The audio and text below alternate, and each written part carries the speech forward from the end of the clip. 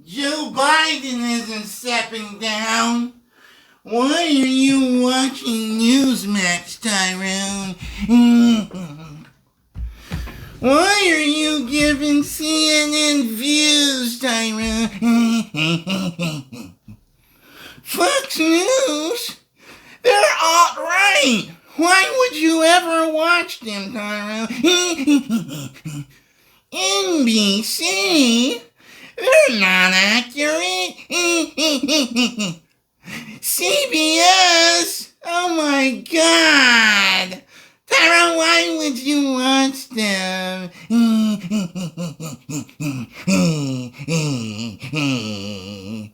Alex Jones? Oh my God! Alex Jones has never ever in his career gotten anything correct, Tyrone. Why would you ever watch him? Plus, he lost the trial! The Young Turks? Oh my God, Tyrone! What are you doing? They exaggerate everything! Oh my God. The news crowd, I think, is worse than the entertainment crowd in the comment section when I do videos. Amazing. I cannot believe how many of them complain over where you get your news from. It is my job to talk about the news and what I hear in entertainment and in politics and in other things and speculate. That is it. And that is what I will continue to do. Do you understand? So you can now stop complaining about who or where I get my news from. Or I will take certain measures. Everyone knows who's been with me long enough. Now, let's get to it. So, Joe Biden, my nemesis, Sleepy Joe, is apparently stepping down officially. So, make sure we get a nice screen record on this. Boy, oh boy. This is just coming across on social media right now, breaking news, and we'll address the country later this week about next steps. He intends Later to this week? the remainder of his term. Kristen, your reaction to this bombshell news? And it's from him on...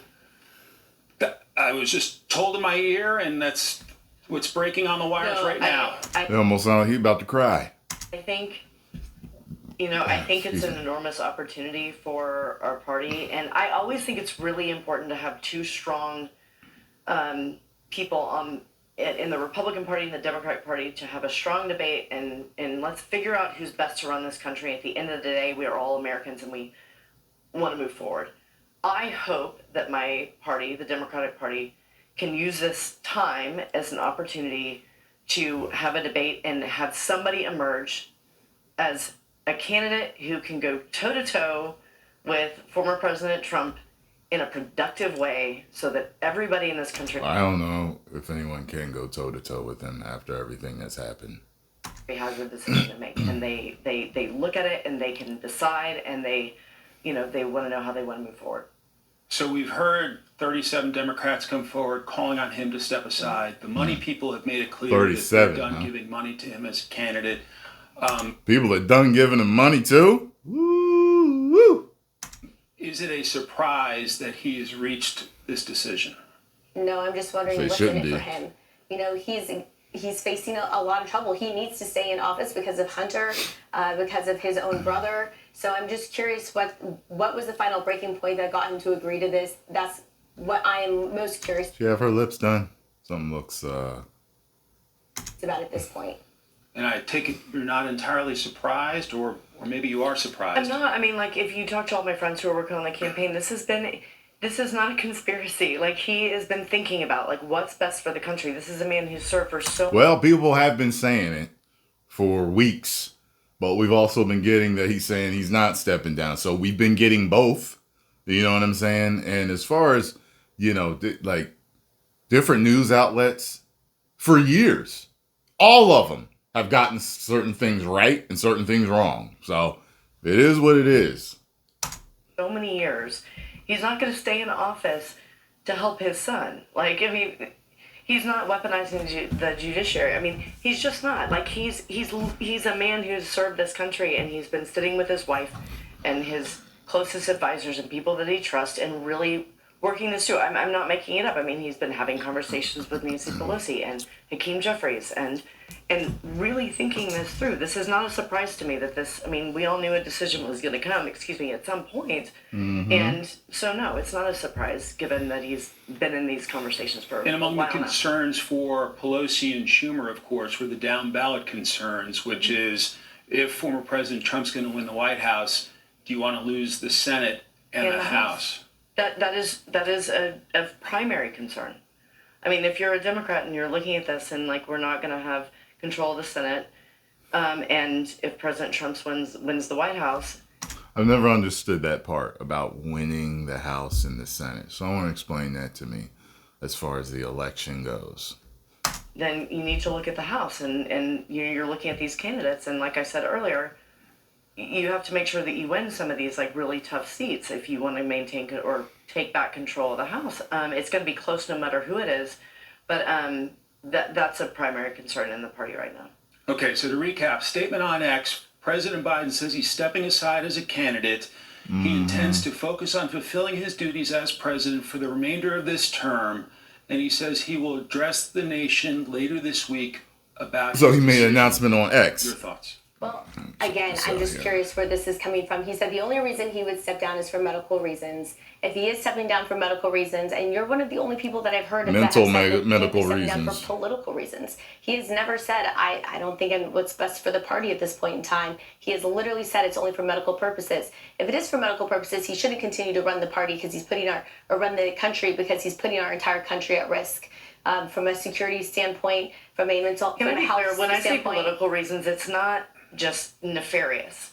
Political reasons are listening to your constituents and listening to the people. That they're going to lose the Senate and the House, which you just mentioned. Yes, of course. And that is how you're talking to people and how they're responding to the president. So there is nothing nefarious. There is nothing about this man who he has served this country for far too long. 50 years. But not far too long. 50 years. Done it. His sons have done it. He had a son who died, who had served this country in the military. The past 3.5 years have been a disaster for this country, from the Afghanistan withdrawal to the Biden border crisis, innocent women being raped and murdered because of the open borders. Because of the open borders from President Biden. And so it's interesting because he had literally said earlier this week that he would only resign if it were a medical issue. And, you're saying, looking at the... Well, they said a bunch of different dementia doctors have been in and out of the White House over the past few months. So I guess it really is, because that's what everyone's concern is. Enough people on this planet have seen what dementia is. My grandmother had it before she passed away. And it is like what he does. So... the down ballot, it would have a disastrous effect. So it is what it is. I would like to have a normal, productive conversation that it's not just the party talking points about what this means for how we're going to move forward from now until November and how people are going to make a decision. It would be nice to say, okay, who's going to be the person? And we should talk about whether it's Andy Bashir. Her and the guy have a really... they have a depressed tone, as if someone passed away or something, the way they're talking about him. Or Vice President Kamala Harris, or, you listed off in the rebuild. I would like to have a normal conversation about what are their policies, and looking forward, are they juxtaposed with former President Trump? I don't think Kamala can beat Trump, so I don't know. And let's have a real conversation about that. I would like to have a productive conversation. If you're a betting person, are you betting on the vice president? I think the vice president has a lot of support that people, if you look behind the scenes and you've got to get the different factions of the party, everybody, Republicans and Democrats, she's got a lot of support. I think there's also a lot of support behind people like Andy Bashir. There's a lot of structural support currently with the vice president just because she's the vice president. So setting up a whole thing, I mean, that's functional, right? Like you've got a campaign apparatus, you've got all the people on the ground. That's not going to go away. That'll just Where'd I get that from? That's a hard one right there. Functional. Where'd I get that from? transfer over. So I think she's got a natural advantage structurally. But who knows? You know, you've got a lot of other people who might be looking at this. We'll see what President Biden says, because when President Biden speaks about it, there are a lot of different ways. You know, he can. It's like, okay, does he support her? Does he endorse her? You know, there are a lot of different, in politics, there are a lot of different nuances to this, right? He can say, I support her, right? The words matter. So when he speaks, I think it's going to be very clear. Well, as long as whoever writes that script does that's a good job. We'll see where he's going with it. You know, what are we looking at? Are we looking at, does he support like an open convention? Is he? So I would watch every single word that he says. To your point, reacting in real time to this news on X, he did not mention the vice president in his statement, so that creates kind of a bidding war, if you will, or some people looking to potentially jump in. We have the full statement we can show our audience. Quote, it has been the greatest honor of my life to serve as your president. And while it has been my intention to seek re-election, I believe it is in the best interest of my party and the country for me to stand down. That President Biden on X just a short time ago. We are reacting in real time here on Fox News Live. So you mentioned his statement to the nation later this week. It'll be intriguing to see whether he sticks his neck out to say, this is who I think should be the next in line. Your thoughts? Well, yeah, and again, I think that the Democrat Party... All right, so the news that I saw said that he wasn't going to endorse her as it, but he would support her. He would, like the whole group, like to do their thing, but not choose her to be his successor. So we'll see what happens.